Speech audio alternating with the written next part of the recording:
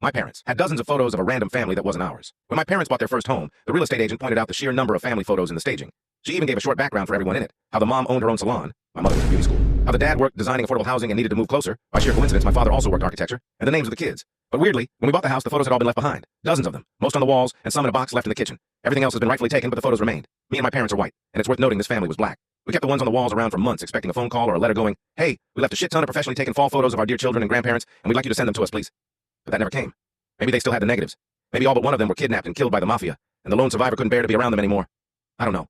Before we accepted they were never going to ask for their photos back, they had gotten long intermingled with our own family photos. Guests had come over. Even immediate family had seen the photos, looked very confused, but were never brave enough to ask who the hell they were.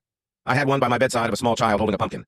After a few years, my dad rediscovered the ones that had been left in the kitchen and since boxed in the attic, so he put those out too. So now, people who had been seeing these photos for years suddenly had new ones to ponder. But still, they never wanted to ask who the hell these clearly very close friends or family of ours was, or why they hadn't aged at all, or why all of them were fall-themed.